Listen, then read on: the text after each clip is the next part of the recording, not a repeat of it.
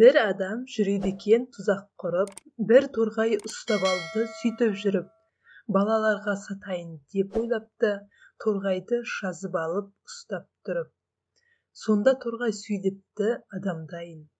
Босатсаң үйретем деп байлық жайын.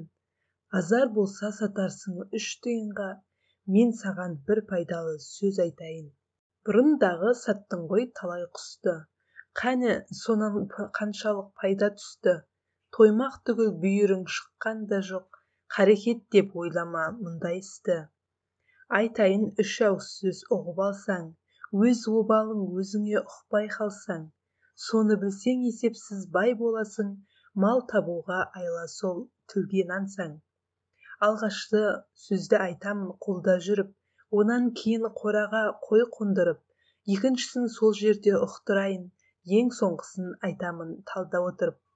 Тұзақшы қуаныпты осы сөзге, келдім ғой деп бақ қонар жақсы кезге, аузынан босатпаққа уәде берді, алдаса торғай көп деп мұнан өзге.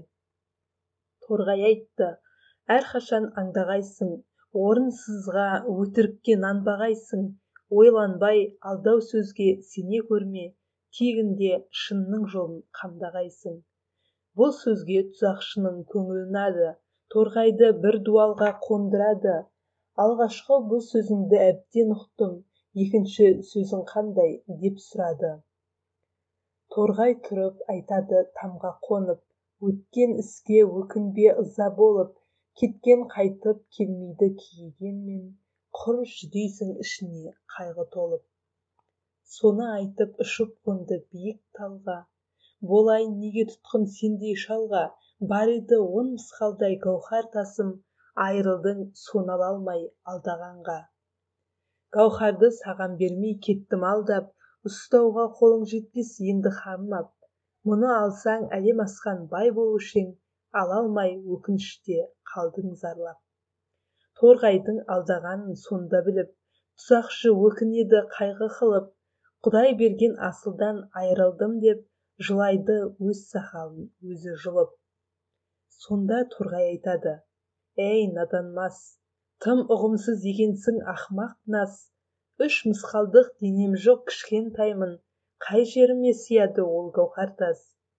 Әуелі қисынсызға нанба дедім, алдау сөзге бойыңды салма дедім, екінші өткен іске уайым жеп, емі жоқ бос қайғыға қалма дедім.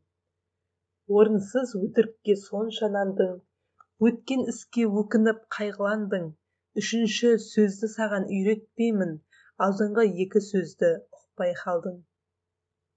Соны айтып торғай кетті аспанға ұшып, шал қалды дел сал болып қайғы қысып, сол торғай үшіншіде не айтпақ еді, соны тап есті болсаң ойға түсіп.